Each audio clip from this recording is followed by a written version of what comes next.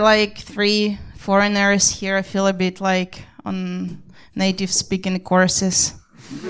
Well, like, I'm upper intermediate. Okay. Have you ever noticed that it is stressful to be Ukrainian? Kind of difficult, yeah. I sometimes think about Australia. I think about it a lot. What a nice country. No neighbors. No fucking neighbors.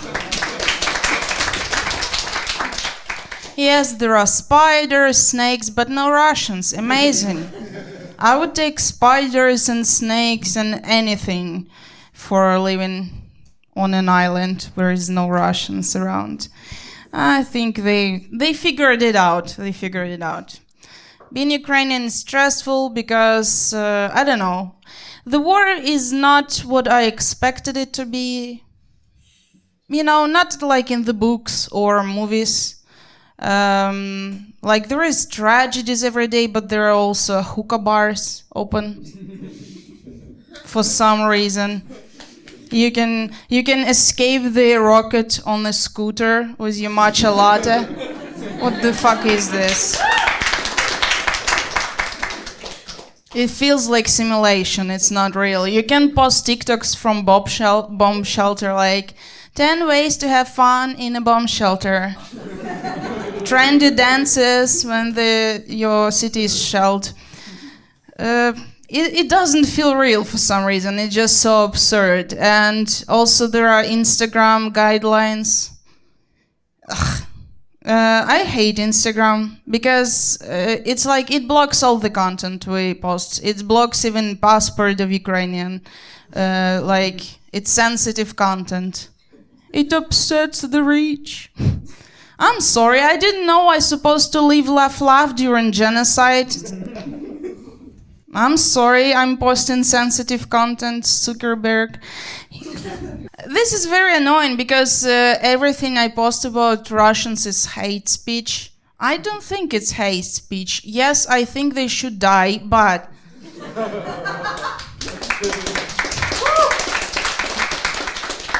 When I post something that says they burn beautifully, it's not hate speech, it's a compliment.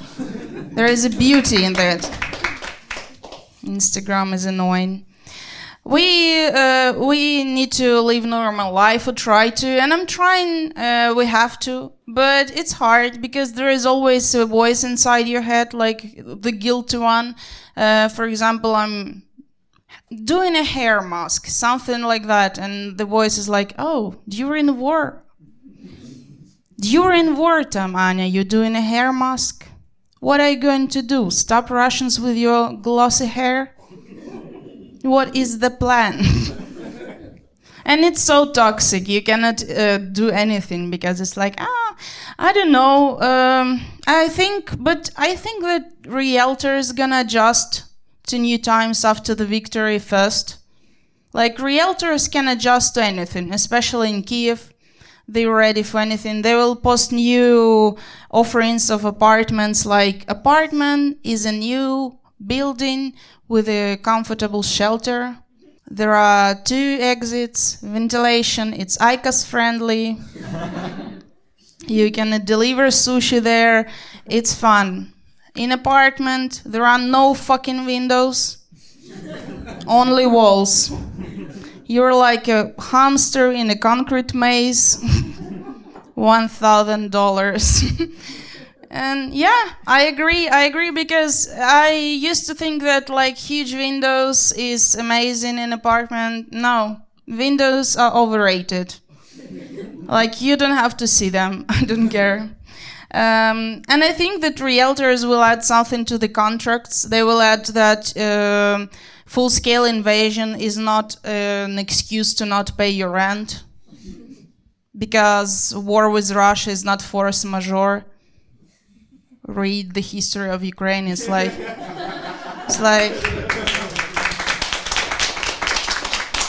22 of them. This is just another day in Ukraine. When you live near murder, this is what it goes.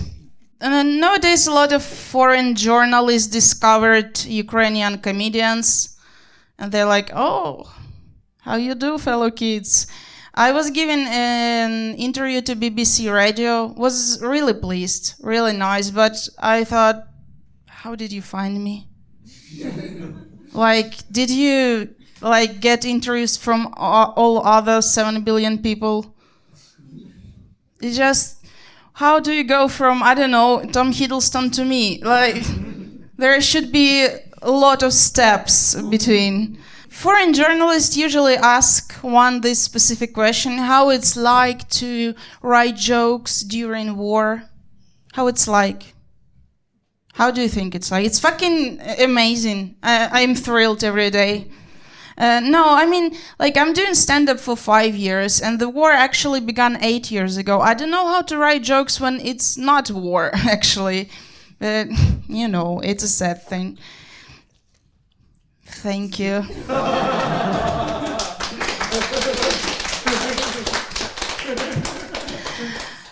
I talked to my friend recently, and he was like, did you hear that cryptocurrency market went down? Wow. I give so 0 fucks. And I said, I don't care. And he was like, no, this is important news. Cryptocurrencies has never been so down. And don't you have, your savings in crypto? And I was like, no, I have my savings in dental fillings. This is where I store all my money. I invested in my ability to chew solid foods. As long as I can. Everything that is left after dentist, it goes to army donations. There comes Pritula and we need some Bayraktar, Sanya. Give us your 6 hryvnias. And yeah, that's good. I don't know. Hard to work also. I have work, daytime job. I'm a copywriter. And it's hard because I have to look like I care about deadlines and all this stuff. I'm writing blog posts in English for foreigners about how to reduce the stress. I don't know, not be Ukrainian. That's quite stressful. And it's hard to act like it's an important job, but you need money to live. And also, I'm trying to do my part by putting some small hints to foreign audience about what's going on. I'm small little hints, Hungary sucks dicks. And my manager is like, Anya, but the blog post was supposed to be about yoga. Yeah, that's about yoga. How do you think they suck their own dick? It's yoga flexibility. Thank you. Difficult to manage time. I have to be on Twitter for 20 hours a day. I have an important job to bully everyone. Red Cross, United Nations,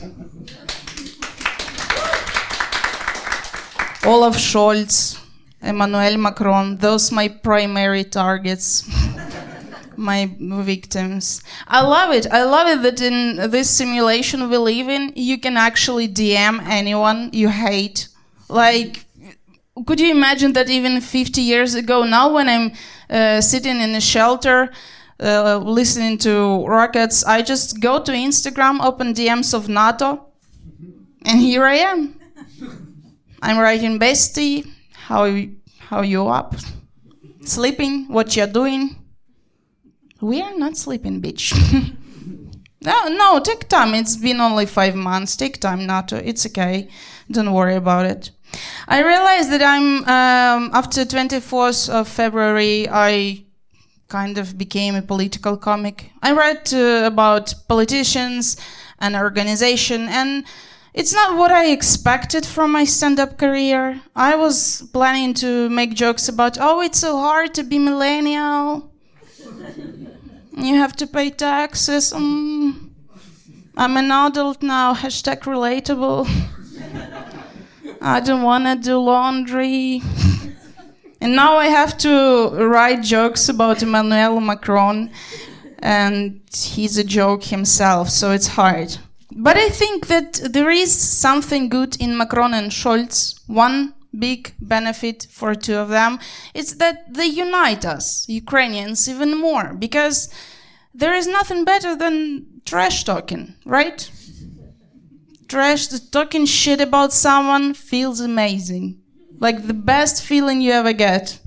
Well, probably not as good as Dead Russians, but still pretty close. And you cannot trash talk about your acquaintances now. First of all, it doesn't make you a good person. Second of all, we all should stick together. So there should be another target. So imagine you're on a train and you want to start a conversation with a person you've never met. You just say, well, Macron, what a fucking cunt. And 2 hours of pleasant conversation. If it dies down, you just, and what about Olaf Scholz? He's a dumbass.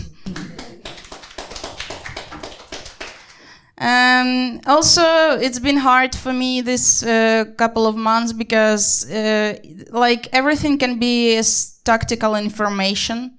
So you should be really careful about what you post, what you say. Yes, you can't really say anything like I've seen military. No, you didn't. And I have chats online with friends from other cities. And every time the Kyiv is shelled, they write like, are you okay? Was it close to you? Where do you live? Exactly. And I'm like, found you, fucking spy. No, I was walking around city center recently, and a woman came up to me and she asked me in Russian, how could I get to Krishchatik?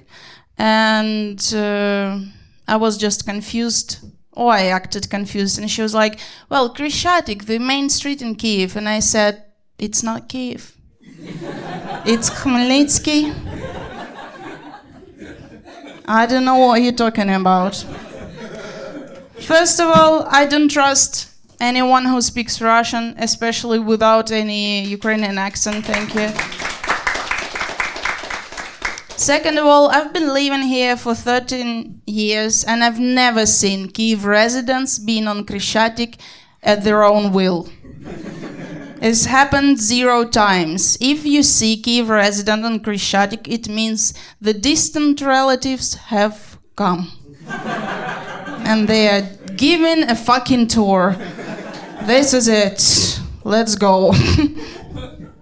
I was in Kyiv all this time. I didn't left the city. And at first there was a fear to die, but then it evolved, and now I have the fear to die in a shameful way. You know, like on the toilet. It's gonna be all over the world. It's gonna be all over the news, and I don't want that. And it's hard. And now I can do everything in 30 seconds. Girls, if there is a cure in public toilet, it's not me. I'm like flesh. One of my biggest fears is that the rocket will hit my building, the wall will fall down, and everyone will see how I live. And they will be like, was there even a rocket? That's it for me. Thank you so much.